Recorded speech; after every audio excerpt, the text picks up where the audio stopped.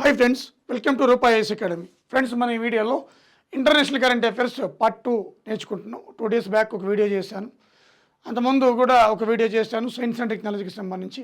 So ఈ 3 వీడియోలు international current అఫైర్స్కి సంబంధించి మీరు చూసుకుంటే మ్యాక్సిమం కవర్ అవుతాయి అన్నమాట. ఓకే, సో ఇక్కడ COP28, ఈ COP28 యూఏఈలో దుబాయ్లో జరిగింది, యునైటెడ్ అరబ్ ఎమిరేట్స్లో. కాప్ అంటే కాన్ఫరెన్స్ ఆఫ్ పార్టీస్ అనమాట, conference of parties. First summit 1995లో బెర్లిన్లో, జర్మనీలో జరిగింది. అలాగే 8th సమ్మిట్ 2002లో మన ఇండియాలో జరిగిందనమాట. సో COP28 ఇప్పుడు యూఏఈ దుబాయ్లో జరిగింది. సో ఇక్కడ ఒక నిర్ణయం తీసుకున్నారు, they want to continue Paris agreement. Paris అగ్రిమెంట్లో 1.5 degrees సెంటిగ్రేడ్ టెంపరేచర్ని ప్రీ ఇండస్ట్రియల్ లెవెల్కి కంపేర్ చేసుకుని తగ్గియాలన్నమాట. ఇది ప్రధాన అంశంగా దీంట్లో తీసుకోవడం జరిగింది. అలాగే గ్లోబల్ స్టాక్ టేక్, జిఎస్టీ అంటారు దీన్ని, గూడ్స్ అండ్ సర్వీసెస్ ట్యాక్స్ కాదు, గ్లోబల్ స్టాక్ టేక్ అంటే ఏంటంటే పీరియాడిక్ రివ్యూ మెకానిజం. ఈ వాతావరణ మార్పుల మీద, క్లైమేట్ చేంజ్ మీద పీరియాడిక్ అంటే తరచుగా మనకి రివ్యూ చేయడం అనేది దాన్ని గ్లోబల్ స్టాక్ టేక్ ఒక నిర్ణయం తీసుకున్నారు. అలాగే 8 steps to keep global temperature. So ఆ గ్లోబల్ టెంపరేచర్ని రైజ్ కాకుండా ఒక 8 steps,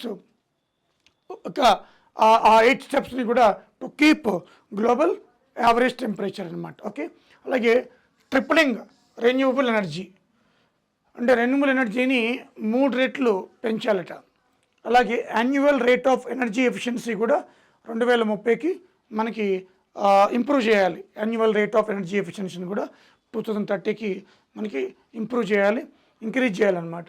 అలాగే reducing non fossil fuels, non CO2, అంటే నాన్ CO2 ఎమిషన్స్లో ప్రధానమైనది మీథేన్.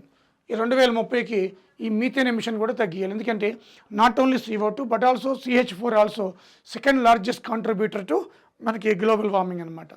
సో కాబట్టి దీన్ని కూడా non fossil fuel, non fossil emission అనమాట. దీన్ని కూడా 2030కి తగ్గియాలి. అలాగే నెట్ జీరో 2050 వరకు. మన ఇండియా మాత్రం 2070 అని చెప్పింది. 2050కి నెట్ జీరో తీసుకురావాలి, అంటే పొల్యూషన్ ఫ్రీ అనమాట వరల్డ్ అంతా. బట్ మనం మాత్రం 2070కి, ఇది కూడా చాలా ఇంపార్టెంట్. అలాగే గ్లోబల్ గోల్ ఆన్ అడాప్టేషన్, అలాగే లాస్ అండ్ డ్యామేజ్ ఫండ్, ఇది చాలా ఇంపార్టెంట్. దీంట్లో ముఖ్యంగా మనకి ఏమొచ్చింది, లాస్ అండ్ డ్యామేజ్ ఫండ్ అనే అంశం తెరమేకి వచ్చిందనమాట. ఓకే, ఎంతైతే పర్యావరణం క్షీణించిపోయిందో మనకి లాస్ అండ్ డ్యామేజ్ ఫండ్ కూడా ఏర్పాటు చేయడం జరిగింది. అలాగే గ్లోబల్ కూలింగ్ ఫ్లెడ్జ్ 2030, అంటే వరల్డ్ టెంపరేచర్ని కూల్ చేయాలి, దాన్ని గ్లోబల్ కూలింగ్ ఫ్లెడ్జ్ 2030 కూడా. ఇది కూడా triple the nuclear energy power till 2050. Nuclear పవర్ని 2050 వరకు ట్రిపుల్ చేయాలన్నమాట. ఇప్పుడున్న దానికంటే ట్రిపుల్, 3 రెట్లు పెంచాలి. అలాగే రెన్యూబుల్ ఎనర్జీ 11,000 gigawatts 2030కి 11,000 gigawatts పెంచాలన్నమాట.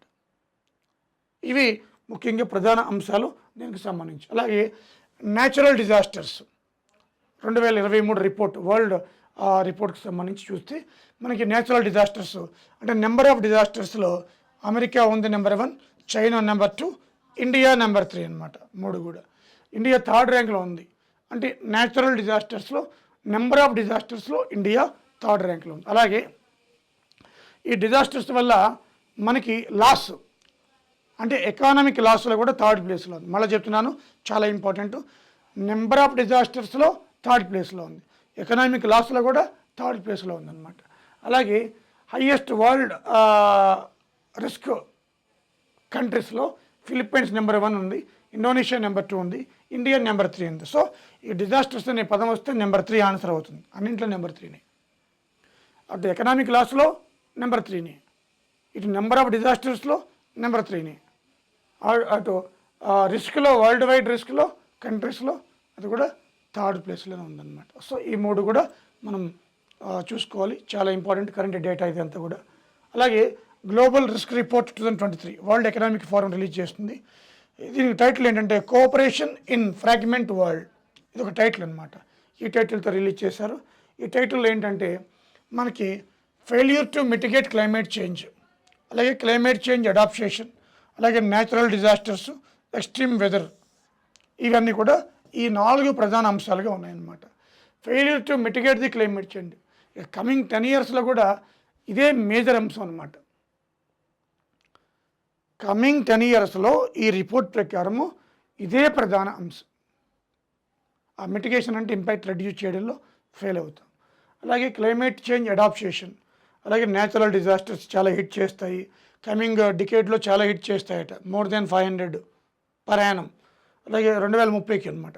ఎక్స్ట్రీమ్ వెదర్, దీనివల్లే ఈ ఎక్స్ట్రీమ్ క్లైమేట్ చేంజ్ వెదర్ వల్లే 60% పైన మనకి ఇంపాక్ట్ జరుగుతుందన్నమాట. ఓకే, అదేవిధంగా ఈ ఈ కమింగ్ 2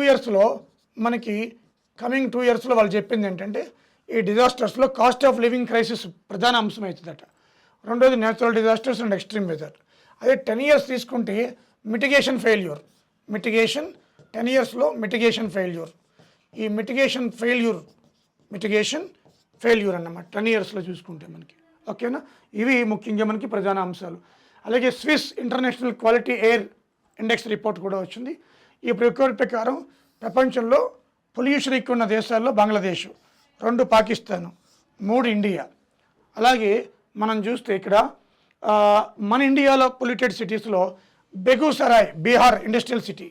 బెగూసరాయ్ చాలా ఇంపార్టెంట్, ఇది బెగూసరాయ్ బీహార్ ఇండస్ట్రియల్ సిటీ అనమాట. ఓకేనా, చాలా అనూహ్యంగా చాలా ఇంపార్టెంట్ ఇది బెగూసరాయ్. తర్వాత గౌహతి, తర్వాత ఢిల్లీ. అయితే ఢిల్లీ ఇది number 1 in the world capital pollution సిటీలో. ఇది చాలా ఇంపార్టెంట్. ఓవరాల్ కాదు, capital pollution city. Capital city మరియు పొల్యూషన్ ఎక్కువ ఉన్న సిటీ.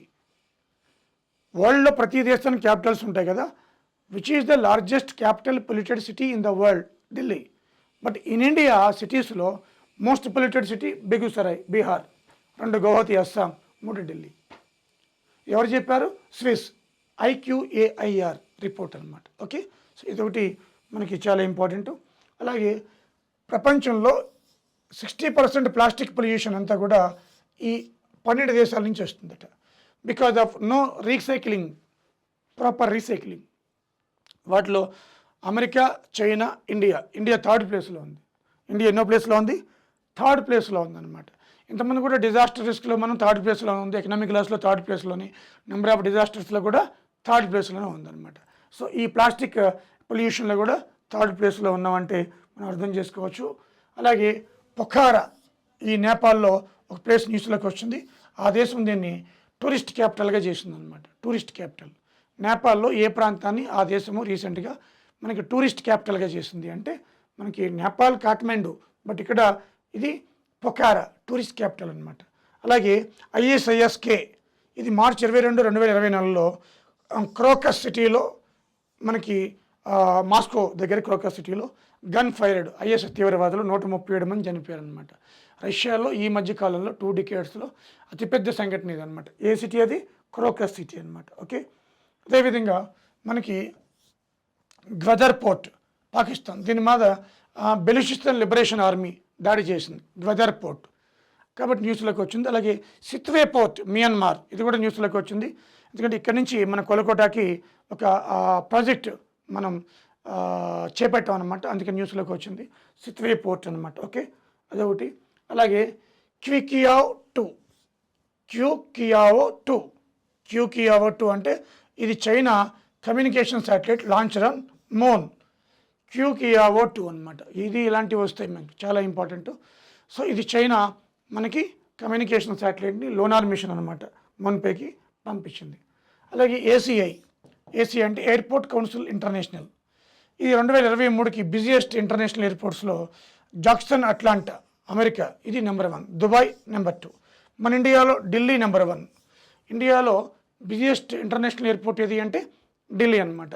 సో వరల్డ్లో జాక్సన్ అట్లాంటా ఇది అమెరికాలో ఉంది, రెండోది దుబాయ్ అనమాట. సో ఇవి మనకి వాళ్ళు ఇచ్చిన రిపోర్ట్ ప్రకారం. ఓకే, అలాగే వరల్డ్ సైబర్ ఇండెక్స్ తీసుకుంటే మనకి ఈ వరల్డ్ సైబర్ ఇండెక్స్లో రష్యా నెంబర్ 1 2023కి సంబంధించి మొన్న వచ్చింది రిపోర్టు. రష్యా నెంబర్ 1 ఉంది, ఉక్రెయిన్ నెంబర్ 2, ఇండియా 10th ప్లేస్లో ఉంది. సైబర్ దాడులకు సంబంధించి ఇండియా 10th ప్లేస్లో ఉందన్నమాట. ఓకే, అలాగే గ్లోబల్ యూనికార్న్ ఇండెక్స్ 2024 స్టార్టప్స్కి సంబంధించింది. అమెరికా నెంబర్ 1 ఉంది, China number 2, India number 3. So చాలా ఈరోజు ఉన్న వాటిలో ఇండియా రిపోర్ట్స్లో ఇండియా థర్డ్ ప్లేస్లో ఉంది. చాలా వాటిలో చూడండి ఒకసారి. స్టార్టప్స్లో కూడా వరల్డ్లో అమెరికా, చైనా తర్వాత మన ఇండియానే ఉందన్నమాట. ఓకే, సో ఇదొకటి మనం గుర్తుపెట్టుకోవాలి. ఓకే, అలాగే second post office at Antarctica. First 84లో దక్షిణ గంగోత్రి దగ్గర పెట్టారట, స్టాప్ చేశారు. 2020 మొన్న మనకి MH1718 ఒక కోడ్ పెట్టారనమాట. ఇది ఒక కోడ్, ఇది కోడ్ పెట్టారు, ఇది ఓపెన్ చేశారు. అంటే మనకి ఎన్ని పోస్ట్ ఆఫీసులు ఓపెన్ చేశారు అంటారు ఇక్కడికి మీద అంటే 2, 84 2024. ఓకేనా. సో అదేవిధంగా అంటే 40 years తర్వాత అదేవిధంగా మనం ఫస్ట్ దక్షిణ గంగోత్రి ఫస్ట్ రీసెర్చ్ సెంటర్, తర్వాత మనకి మైత్రి, తర్వాత భారతి, మొత్తం 3 రీసెర్చ్ సెంటర్స్ అనమాట. దక్షిణ గంగోత్రి, తర్వాత మైత్రి, భారతి రీసెంట్ అనమాట. అంటే రీసెర్చ్ సెంటర్లు ఏమో 3 పెట్టాము, పోస్ట్ ఆఫీసులు 2 పెట్టాం అనమాట. సో ఫస్ట్ ఇది, సెకండ్, థర్డ్ భారతి, ఇది సెకండ్, ఫస్ట్ దక్షిణ గంగోత్రి, అక్కడే పోస్ట్ ఆఫీస్ కూడా పెట్టడం జరిగింది. ఓకే. అదేవిధంగా డిజిటల్ సర్వీసెస్ ఎక్స్పోర్ట్స్లో, ప్రపంచంలో డిజిటల్ సర్వీసెస్ ఎక్స్పోర్ట్స్లో మనకి America number 1, UK number 2, Ireland number 3, India number 4. India number 4 place అనమాట. ఓకేనా. సో అదేవిధంగా మనకి ఫ్రెండ్స్ ఈ ఇంటర్నేషనల్ కరెంట్ అఫైర్స్ సంబంధించి ఒక సెలెక్టివ్గా చేస్తున్నాను మీకు ఎగ్జామ్ పాయింట్ ఆఫ్ వ్యూలో. ఈరోజు ఇచ్చిన మనకి కూడా ర్యాంక్స్కి సంబంధించి మ్యాక్సిమం ఉంది. ఓకేనా. నెక్స్ట్ వీడియోలో మీకు స్పోర్ట్స్ మెయిన్ చేస్తాను. కంప్లీట్ ఈ 5-6 నెలల్లో స్పోర్ట్స్ ఏదైనా డిసెంబర్ నుంచి ఇప్పటి వరకు ఎగ్జామ్ పాయింట్ ఆఫ్ వ్యూలో స్పోర్ట్స్కి సంబంధించి ఒక వీడియో చేస్తాను. అలా తర్వాత నేషనల్, తర్వాత లోకల్ అనమాట. ఓకేనా. సో సబ్స్క్రైబ్ చేసుకోండి రూపా ఐఏఎస్ అకాడమీ. కమింగ్ పోస్టులు ఏడబ్ల్యూ కానీ, ఏఈ కానీ, ఆంధ్ర కానీ, తెలంగాణ కానీ, ఈ ఎలక్షన్ రిజల్ట్ అయిన తర్వాత, ఎట్లా కోడ్ అయిపోయిన తర్వాత కంపల్సరీగా మనకి పోస్టులు రావడం జరుగుతుంది, నోటిఫికేషన్స్. సో 2-3 నెలలు లేట్ అయినా కూడా కంపల్సరీగా ఇచ్చి తీరుతారు. కాబట్టి మీరు ఇప్పటి నుంచే ప్రిపరేషన్ స్టార్ట్ చేయండి, సన్నద్ధంగా ఉండండి. సో డీలా పడిపోవద్దు. అలాగే మనకి ఈ ఎలక్షన్ కోడ్ అయిపోయిన తర్వాత నుంచి అది సెంట్రల్ కావచ్చు, స్టేట్ కావచ్చు, ఏ ఒకటి వస్తూనే ఉంటాయి. ఓకేనా friends. Thank you very much.